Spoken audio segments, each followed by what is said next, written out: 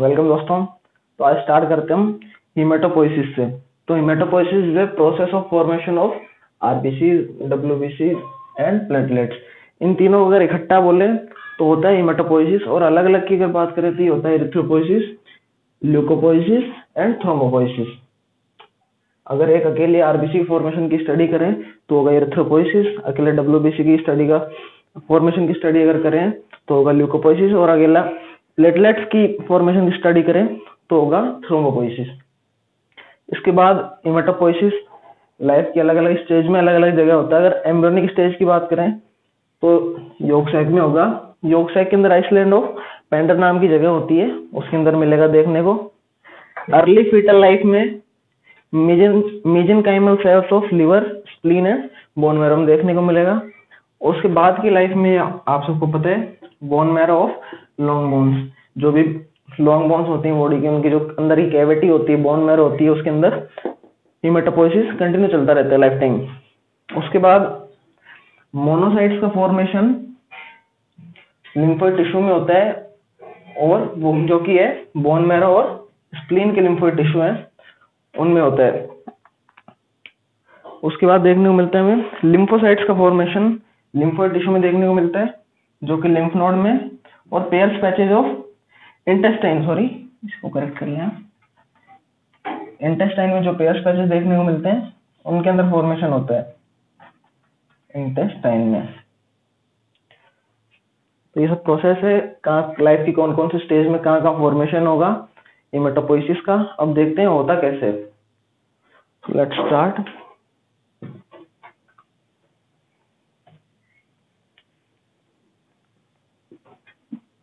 Early life से start करते हैं अपनी हीमेटोपोइसिस को।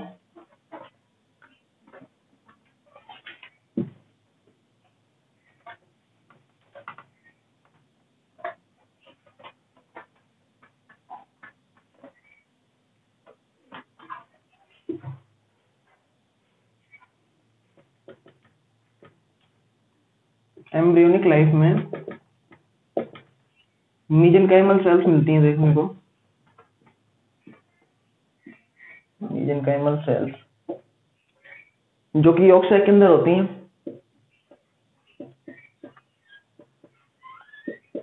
इन्हीं को हम प्रिमिटिव टाइप ऑफ सेल्स बोल सकते हैं, जो कि स्टेम सेल्स होती हैं।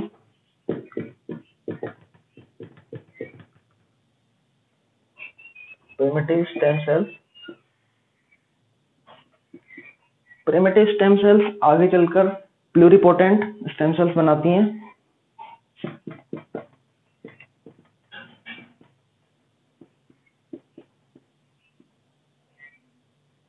प्लूरिपोटेंट स्टेम सेल्स, इन्हीं सेल्स को सीएफयू के नाम से भी जाना जाता है, colony forming units.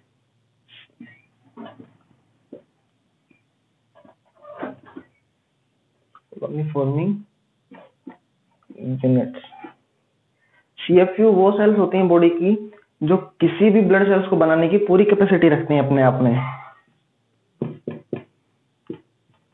Any kind of blood cells.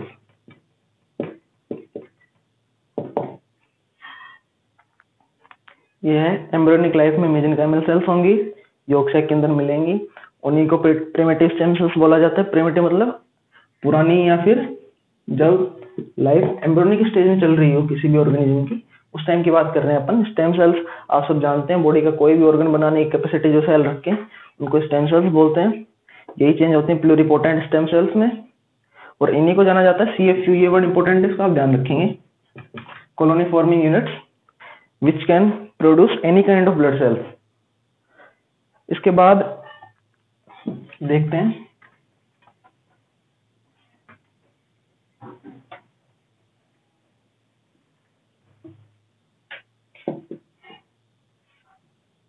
Haematopoietic stem cells.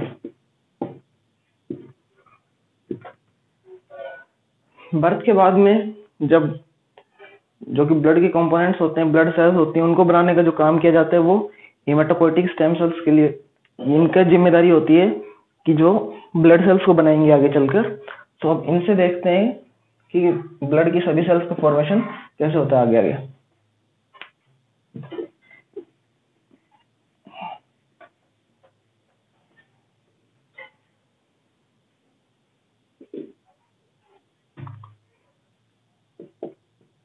हेमाटोसाइटिक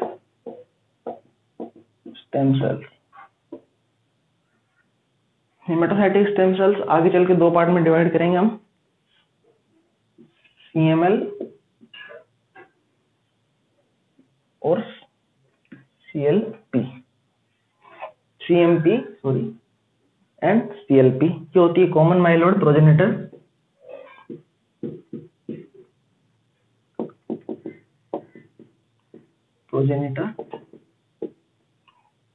वो होती है common lymphoid progenitor.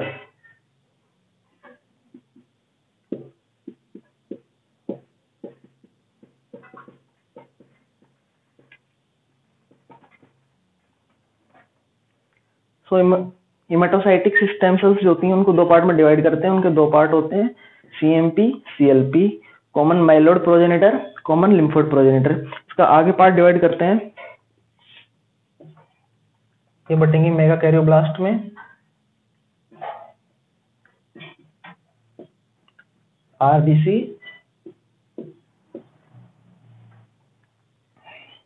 Mast cell और माइलोइड सेल्स।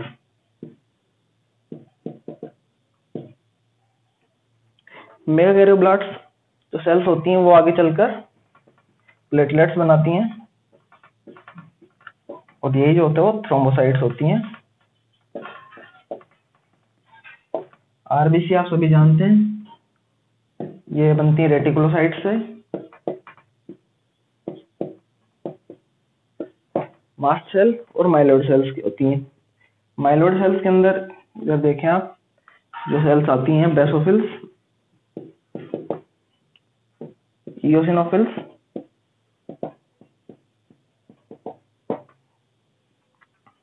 न्यूट्रोफिल्स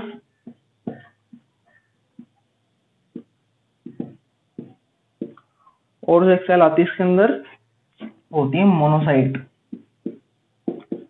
या फिर मैक्रोफेजेस। इन दोनों में एक डिफरेंस आप ध्यान से सुनना उसको। अगर मोनोसाइट्स माइलोइड सेल ब्लड में हो तो उसको हम बोलते हैं मोनोसाइट्स। अगर यही माइलोइड सेल किसी टिश्यू में हो, सेल में हो, तो वही कन्वर्ट हो जाती है मैक्रोफेजेस के अंदर। तो ये इंपॉर्टेंट पॉइंट इनमें आप ध्यान रखें दोनों में। इसके बाद आता है CLP। CLP को अगेन दो पार्ट में, ये बनाता है NK सेल्स और स्मॉल लिम्फोइड्स।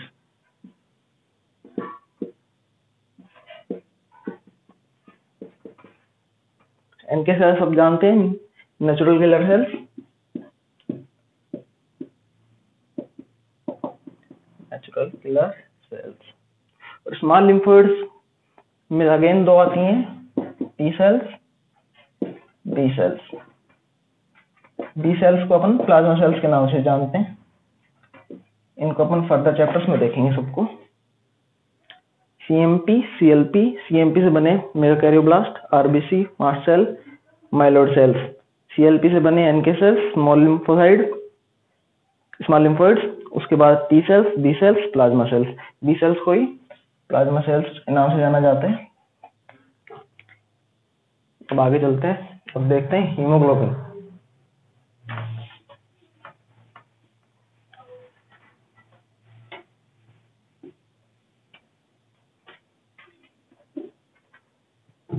हीमोग्लोबिन देखते हैं।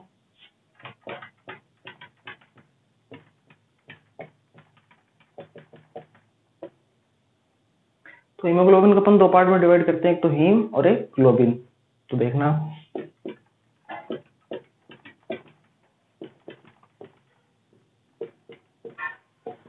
Haem globin. Heme pigmented part होता है इसका, जो कि रेड कलर बनाता है RBC का। ग्लोबिन एक प्रोटीन होती है इसके अंदर। हीमोग्लोबिन दो चीजों से मिलकर बनाता है, हीम पिगमेंट और ग्लोबिन प्रोटीन होती है इसके अंदर। और जितना भी प्रोटीन पार्ट होता है आरबीसीज का, प्रोटीन पार्ट उसका 95% अकेला हीमोग्लोबिन प्रोटीन रखता है, और जो इसका वेट होता है कंप्लीट आरबीसीज के वेट का 35% हीमोग्लोबिन कवर करता है। आरबीसी के अंदर पूरा कंप्लीट हम 100% प्रोटीन मानते हैं, उस 100% प्रोटीन का पार्ट 95% अकेला हीमोग्लोबिन रखेगा, और उसके वेट का 35% पार्ट हीमोग्लोबिन होता है। अब इसको देखते हैं अपन, इसके फंक्शन क्या क्या हैं।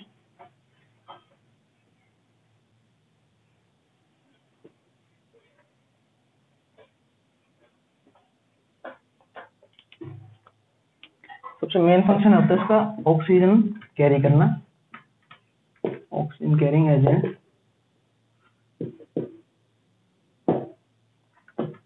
बफर मेंटेन रखता है, बफर सिस्टम।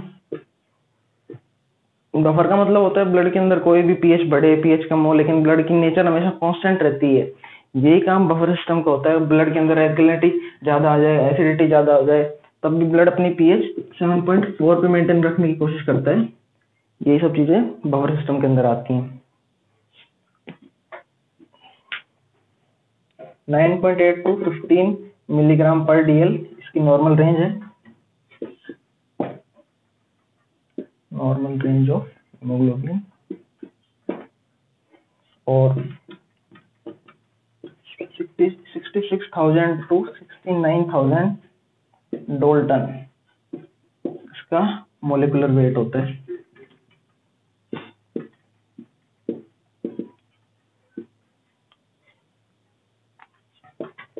एक ग्राम हीमोग्लोबिन कैरी करेगा 3.34 मिलीग्राम आयरन। ये कुछ मेमोरेबल पॉइंट्स हैं इन सब के बारे में, हीमोग्लोबिन के बारे में। ऑक्सीजन कैरिंग एजेंट होता है, बफर सिस्टम मेंटेन रखता है,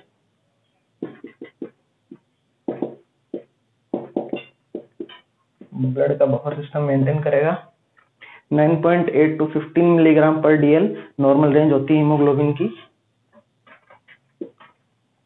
66,000 to 69,000 डाल्टन इसका मोलिकुलर वेट होता है, और एक ग्राम हीमोग्लोबिन 3.34 मिलीग्राम आयरन को कंटेन करता है। Fe means iron. अब देखते हैं हीमोग्लोबिन का फॉर्मेशन कैसे होता है। Let's start.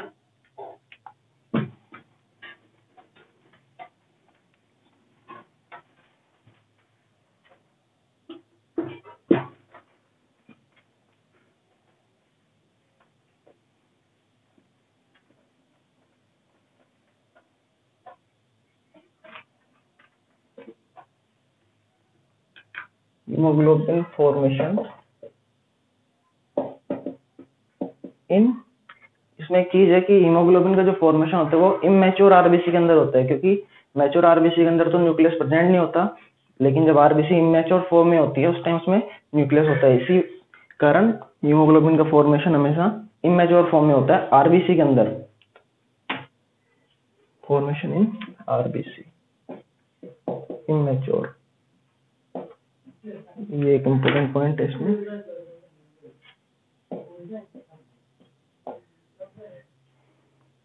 देखते हैं, ये आरबीसी है,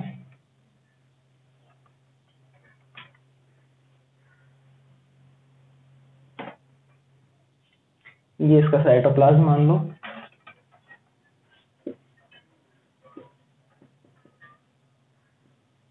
ये मान लेते हैं इसका माइटोकॉन्ड्रिया है।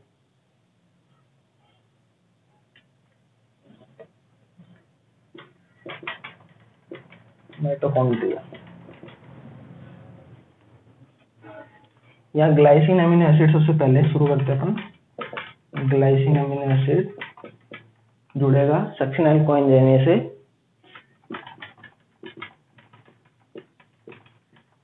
और बनाएगा delta amino levulinic acid. Delta amino levulinic acid, इसके दो मॉलिक्यूल बाहर की साइड जाएंगे, दो मॉलिक्यूल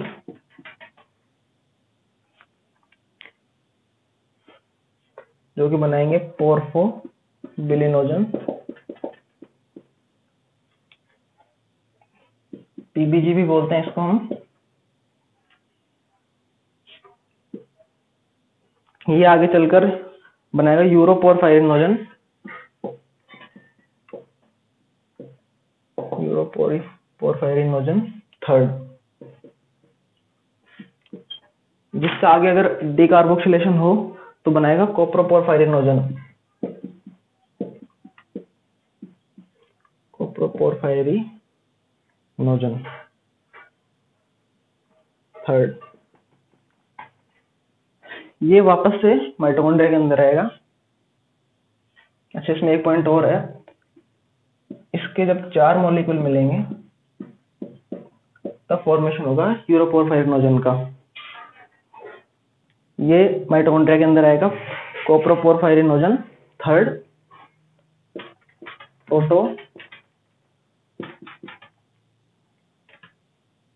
प्रोटोपोरफायरिनोजन 9 के अंदर चेंज होगा,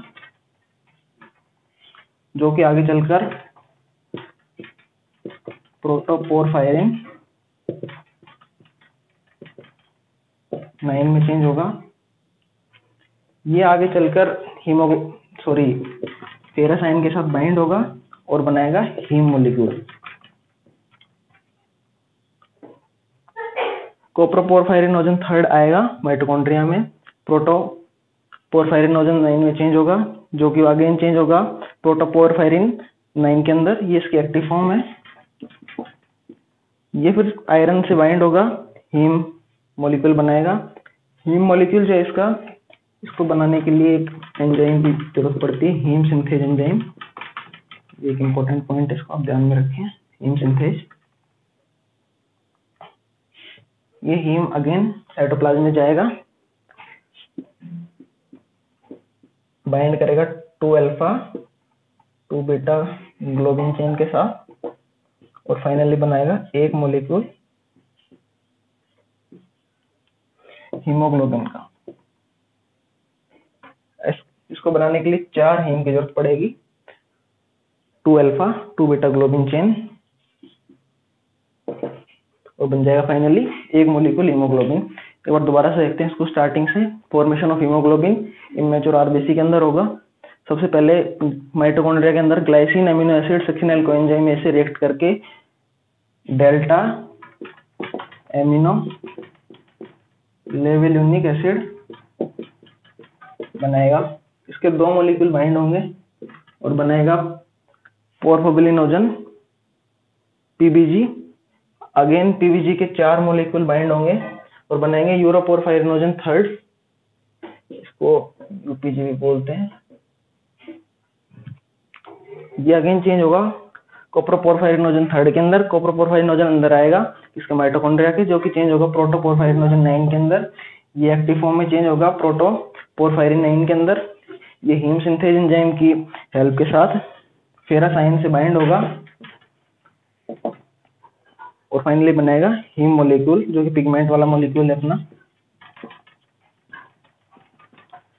हीम मॉलिक्यूल अगेन साइटोप्लाज्म में जाएगा 2 अल्फा। इसके 4 मॉलिक्यूल जरूरी हैं हीमोग्लोबिन का एक मॉलिक्यूल बनाने के लिए, जो कि बाइंड करेगा 2 अल्फा 2 बीटा चेन से, ग्लोबिन चेन से, और एंड में बनाएगा 1 मॉलिक्यूल हीमोग्लोबिन।